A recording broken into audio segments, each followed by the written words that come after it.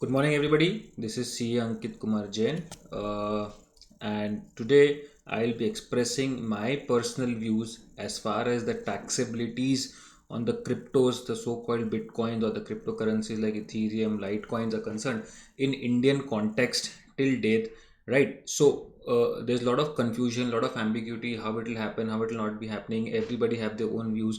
So in this will be a small video where we will try to understand what these cryptocurrencies are, what exactly is the regulation and how it is to be reported. Is there any regulation, yes or no, and what are the scenarios under which we have to do the return filing, whether GST would be applicable, whether income tax would be applicable. All this thing is what we will be covering as far as this is concerned, correct? So now what we'll be understanding here is that probable taxability on cryptos, that is Bitcoin in India, and what it can be, correct? So in this, first of foremost, what we have to understand is that key, what is a Bitcoin? What we'll be covering is what is a Bitcoin.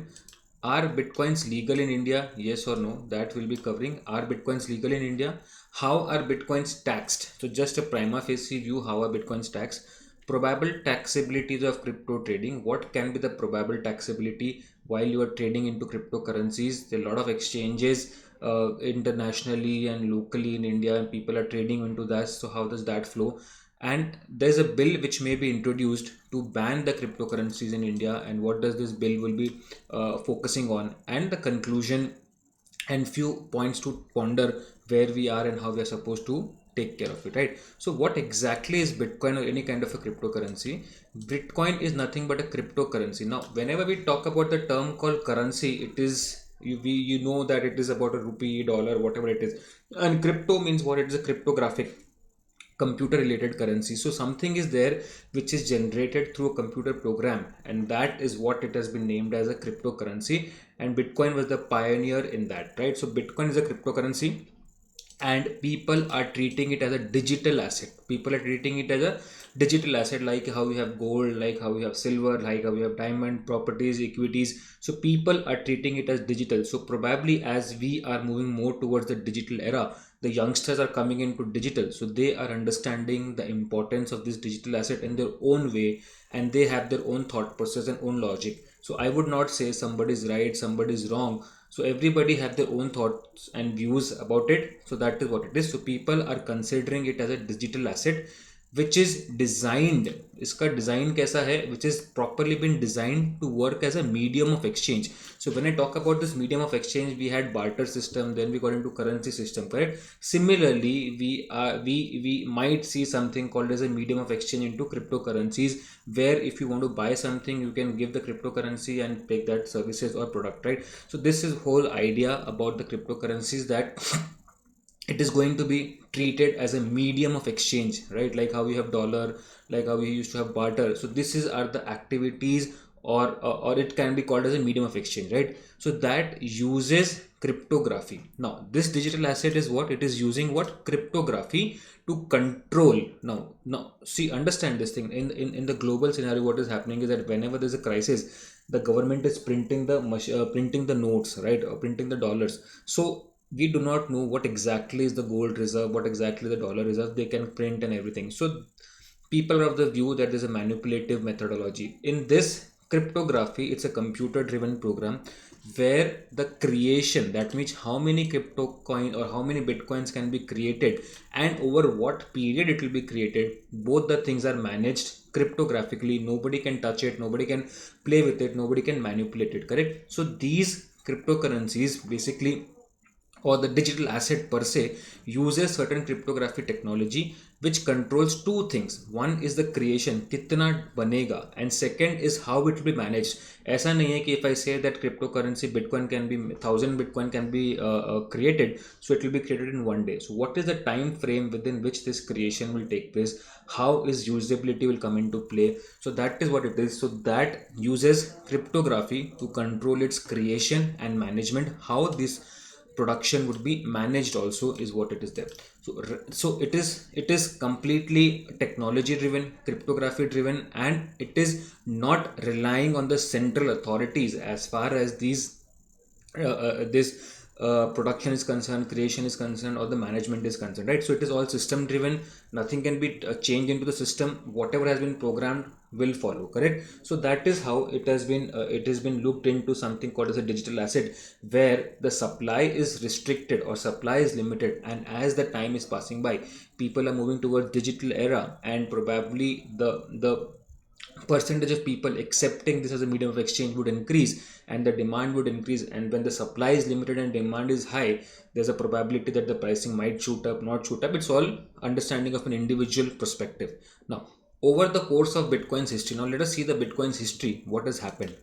It has undergone rapid growth to become a significant currency both online and offline. So we have seen it has grown multi-folds. So people who are holding has a peanut, now it has gone multi-fold. A lot of youngsters have made millions of money into this. I don't know what exactly would we treat it at, but yes, they, as a digital asset, their valuation has gone high. So whether they're able to liquidate, not liquidate, that's a separate story altogether. But yes, as a digital asset valuation, the valuation has grown multi-fold times, and that is what it is being looked into. So because of this uncertainty or volatile nature of this digital asset, as it is a very nascent stage, still there are some people who are accepting it, some people are not accepting it. Hence it is into a very nascent stage and very early to say that probably what will going to be the future, should you invest, not invest, and what will be the taxability and all this stuff. So this is just, I'm giving you a brief idea what Bitcoin is. And the most significant development that may be supporting a potential substantial growth trend for Bitcoin is the ongoing adoption of cryptocurrency. Like how people have started adopting cryptocurrencies. This is something which might give again a demand, and then the price would increase because the supply of Bitcoin is limited. Correct? Now, coming to our questions, are Bitcoins legal in India or not? Let us see this now. Bitcoin as a medium of payment, no, not at all. It is not regulated or not authorized by any central authority in India, right? So it is just people who are taking it as a medium of exchange or medium of payment. So if I want to accept this bottle as a payment for my service, it's my call whether I accept it or not. So that is what people have taken it as a medium of payment, and it is not being authorized or regulated by any central authority in India, correct? So whether it is authorized, not authorized, it's a different story altogether. It's not yet authorized, but yes, as an individual, people have started accepting it as a medium of payment. Now, further, no set rules, regulations, or guidelines have been prescribed for resolving the disputes that could arise while dealing with the Bitcoin. Now, suppose if somebody transfer the Bitcoin from one wallet to another wallet, it goes instantly. It takes time to transaction, but once the transaction is processed, it will go automatically. Now if the password is lost, if the person who's receiving is not fulfilling the services, so there is no resolving this mechanism how the disputes can be resolved, because the government itself has not regulated it and not authorized it. For government, it is not a medium of exchange, it is just an exchange of code, which is nothing but it is just a computer, like a computer software or anything running around, right? So that has been, there is no set rules or regulations or guidelines for resolving the dispute which would arise during the dealings with Bitcoin. Hence Bitcoin transactions come with their own set of risks. So unless and until you understand the risk, you understand the rewards, you should understand completely what is the risk involved into it, and then only you should get into any kind of a transaction. And whether the legality is there or not, that is the second question what you have to understand. However, given this background, one cannot conclude that Bitcoins are illegal, as so far there has been no 100% blanket ban on the Bitcoins in India, correct? So as of now, the position is that it is not legal, it is not illegal, because there is no blanket ban on Bitcoins in India. So they are looking into the policy, whether it will be regulated, not regulated, that will again be drafted onto the table, and that we'll be seeing that also in this particular video. So as of now, my view is that one cannot conclude 100% that these Bitcoins are illegal. Correct? Now, in December 2020, what happened recently was the ED department, the Enforcement Directorate, arrested a Gujarat-based cryptocurrency trader. So understand what is happening here is that there's a lot of black money also getting involved into it. A lot of other activities, parallel activities are also working on it. So everything which has a plus has a minus also. pros and cons both. So we have to understand, we have to evaluate what you're doing, what you're not doing. Correct? So this is what it is, just an example. Now this is because a lot of money laundering was happening using this particular cryptocurrency with their Chinese operators. Correct? So there was a ED arrested a Gujarat based cryptocurrency trader as well. So as per media report, the scam which was held was estimated to be worth 1000 crores and involved cryptocurrency trading through multiple exchanges. Now when you go to exchanges, what are exchanges is that, like you have stock exchange, BSE, NSE, there are a lot of exchanges which have not been regulated by anybody because there's no regulation form. So a lot of private companies have started their own exchanges where people join in, they buy, they sell, they exchange the currencies, right? So like how you're buying in stock market, when you're buying stocks, you have to make the payment, right? So people are accepting payments here.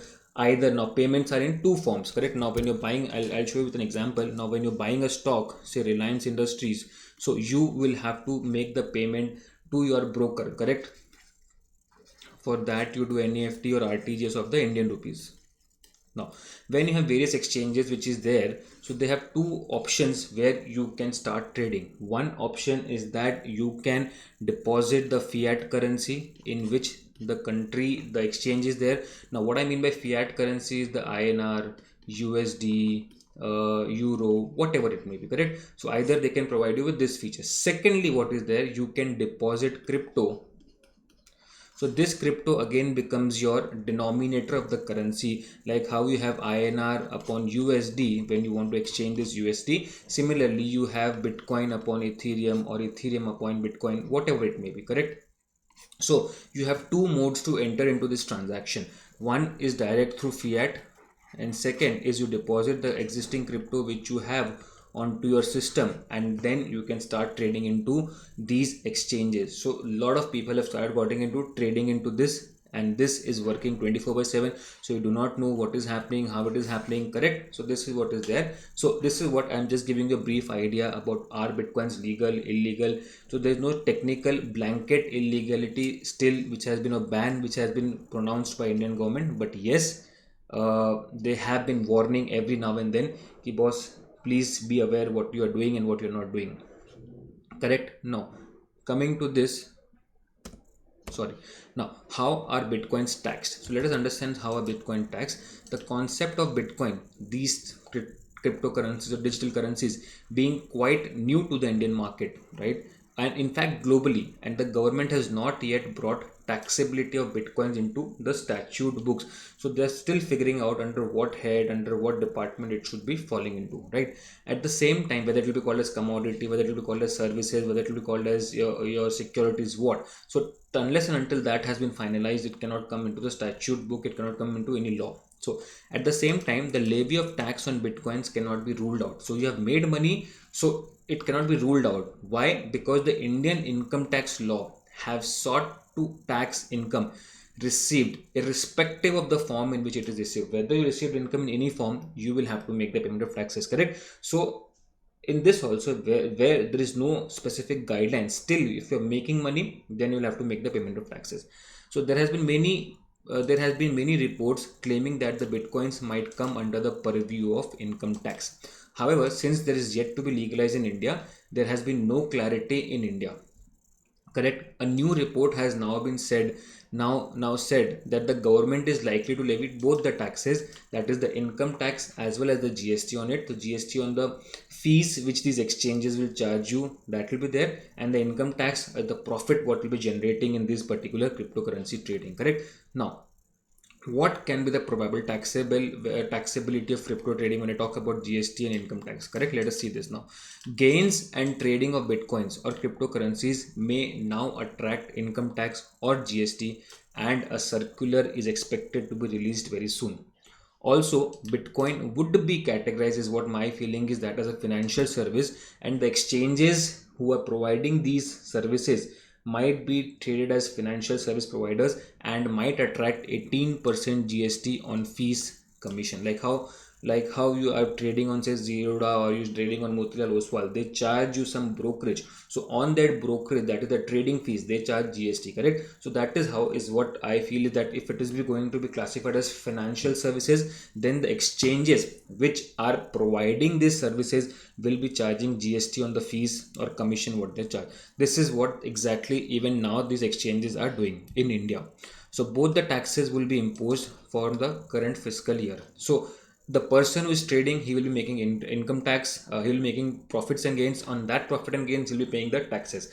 The exchanges who are providing the services will be charging this as GST on the services to the customers, correct? So this is a three-way activity, right? So this is a trader, Mr. A.